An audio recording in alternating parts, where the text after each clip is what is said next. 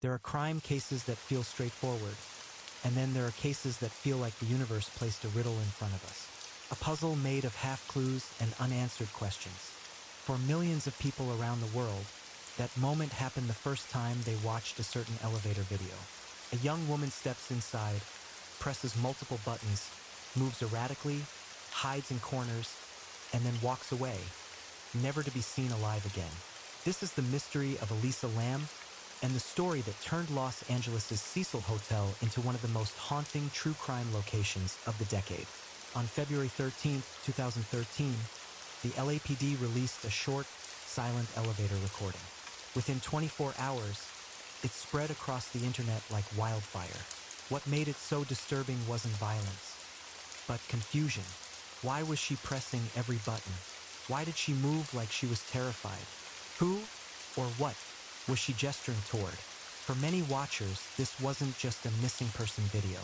It was the beginning of a nightmare. To understand this story, we need to understand the place where it happened. The Cecil Hotel, located in downtown Los Angeles. A building with a dark history, violent crimes, overdoses, unexplained deaths. So much tragedy that locals whispered the hotel was cursed. Into this environment walked Elisa Lam, a 21-year-old Canadian student traveling alone. She was bright, creative, and introspective. She documented her life online, her hopes, her struggles, and her fight against bipolar disorder. To her family, she was gentle, intelligent, and deeply loved. She checked into the Cecil Hotel on January 28, 2013. 5 days later, she disappeared. Hotel staff noticed something was wrong when Elisa didn't check out as planned. Her belongings were untouched in her room. Her bed was made. Her phone was missing. But Elisa herself was nowhere to be found. Police searched the hotel, every hallway, every floor. Still nothing. Then, guests began to complain. The water tastes odd. It looks strange. The pressure is low. Maintenance workers were sent to the rooftop water tanks. Inside one of them, they found Elisa's body. The discovery shocked even veteran detectives. How did she get there? Why was she there? And how had no one seen anything? Investigators combed through the evidence, but nothing made sense. The rooftop was locked and required a key. The water tanks needed a ladder to reach. The lids were heavy. This wasn't an area guests stumbled upon. There were no signs of struggle, no marks of restraint, no drugs or alcohol in her system beyond what she had been prescribed. But then came the elevator footage, the video that sparked theories, fear, and fascination around the world. Investigators replayed it frame by frame. Why did the elevator doors stay open? Why was Elisa hiding? Was she communicating with someone or experiencing a mental health crisis? Online communities dissected every second. Some believed the footage had been edited. Others were convinced someone was just out of view. Police denied tampering, but speculation was already beyond control.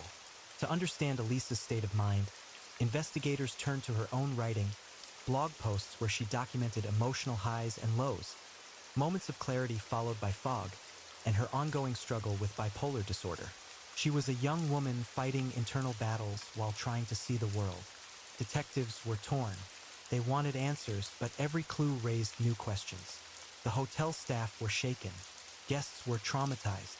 Online communities became emotionally invested. Elisa felt familiar, someone navigating adulthood, independence, and mental health. Even after the autopsy labeled her death an accidental drowning, the public refused to accept the case as closed.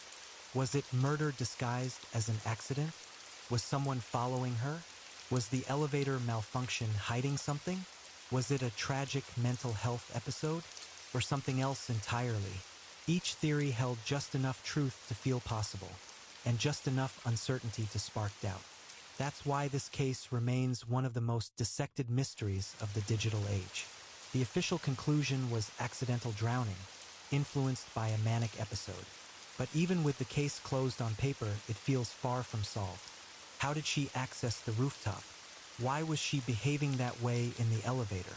Why a water tank? Every explanation answers something, but opens something else. Elisa Lam's story stays with us because it's more than a mystery. It's a reminder of how fragile mental health can be, how easily speculation spirals, and how deeply we can connect with someone we've never met. Her case sits at the intersection of tragedy, uncertainty, and human curiosity. A story that feels unsolved not because evidence is missing, but because closure never came. The enigma of Elisa Lam continues to echo, reminding us that some mysteries haunt us not through violence, but through silence and questions that refuse to fade.